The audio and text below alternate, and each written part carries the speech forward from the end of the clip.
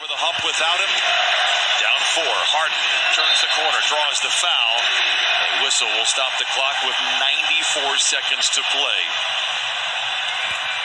Morris is perplexed at the whistle. It doesn't matter if it's the right call. There is no coach's challenge coming. It could have been on Pat Beverly as well. It was on the reach right there.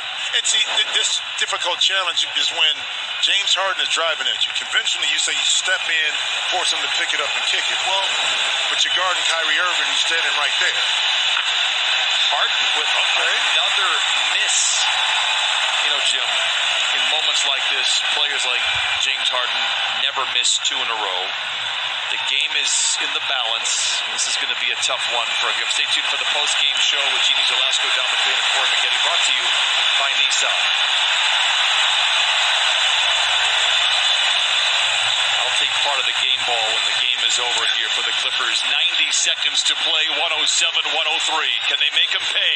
Leonard to Senior. Batum for 3.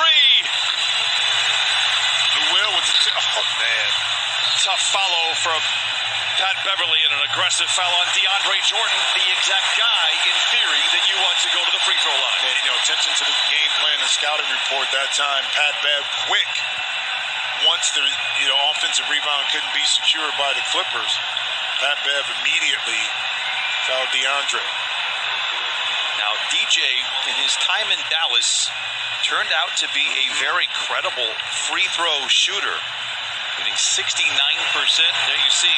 And what he did was he was distracted deliberately. He would talk to the players about defensive coverages, so he wasn't thinking too much at the free throw line.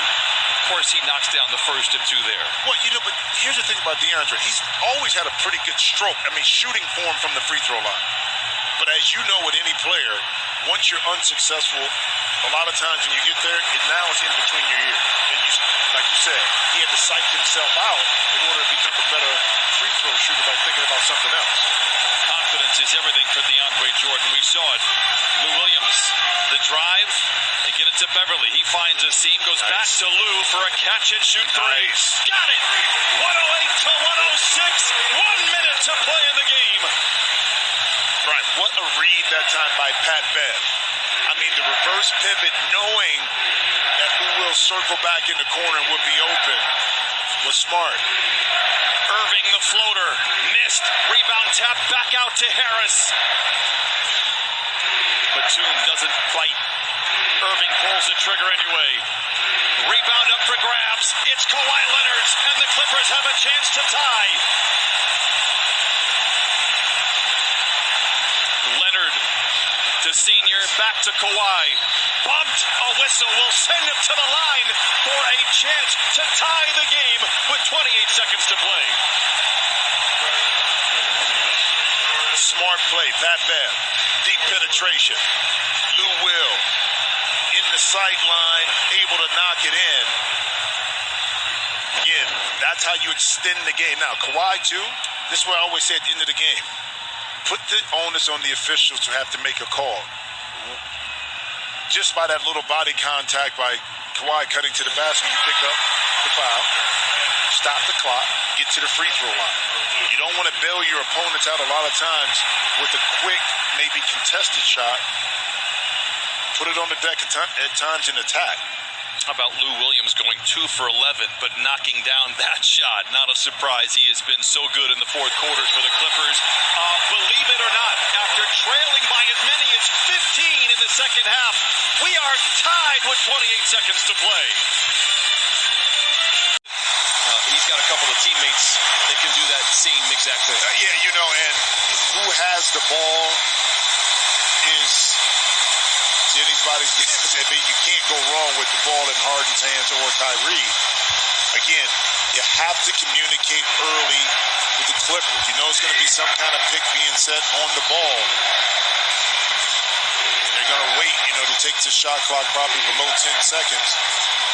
There is a difference between the 2 timers that could provide a little extra life for the Clippers. Irvin goes to work. Watched by Terrence Mann. Steps away. This is for the lead. In and out. Rebound batted up and in by DeAndre Jordan. 110-108. DeAndre Jordan has come back first game at Staples Center in over 2 years. And has given the Nets the lead. He has been terrific off the bench for the Nets. Well, think about this. Jeff Green's injury now inserts DeAndre into the lineup, who now gets the tip. You know, that's okay. Kyrie wants to go for the win. They put him up 3, so to speak, instead of 2. Okay, you can test the shot, but then the long arms of DeAndre Jordan able to find himself right there in the middle of the lane to tip it in. 13 points, 11 rebounds for DeAndre Jordan, 4 block shots as well. As I said earlier, I preferred it when he did it as a Clipper. This is not as fun for DeAndre, but give him credit. That's all right. Listen, but 11 seconds left. You want to take this shot above 5 seconds to at least give yourself a chance for an offensive rebound, and if you miss, a foul. Okay, so you want to try to get something quick here. Feel the Clippers on this side out of bounds. I noticed they put DeAndre, too, on the ball to kind of influence the pass. But be careful with his long arms. Leonard accelerates down the lane, lays it in. Did they wipe it away? Yep, oh, wow. And Kawhi wants to review it. Sorry, it's not going to happen. You already reviewed it with we already used our review, right? Yes. Yeah, with the Pat Beverly. He pushed him. Now, could you have called some kind of riding foul on Harden earlier?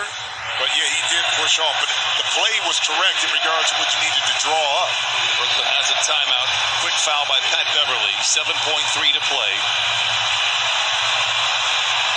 One more look at. Well, I love the draw up of the play to get Kawhi isolated in the middle of the court. And right here, he has it. And now it's a little acting, too, by James Harden. Little? Yeah, I mean, his SAG card is being renewed after this. Was it a push? Yes. Was it that egregious? No. Yeah, you know, he baited that. And the problem is that the sideline official only sees it from the side or the back. So when you see James Harden flail back and then an arm being extended, that's what he called. 7.3 to play, and again, Harden automatic in moments like this. I think I used up my. You tried it. I used up my mojo. I'm sorry. The Clippers have no time. I mean, I think that, you know, he's been so great at the free throw line that you would not think that he would miss in situations like 90% on the year. Why would you not want him at the line? I don't understand.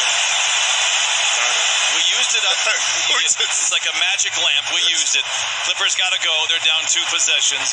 Man in the corner fires the 3. Not there. Rebound slammed home by Kawhi Leonard. Too little, too late. What a game for the Brooklyn Nets. A great comeback. A lot of heart for the Clippers. DeAndre Jordan, though, the hero for the Brooklyn Nets with the go-ahead bucket.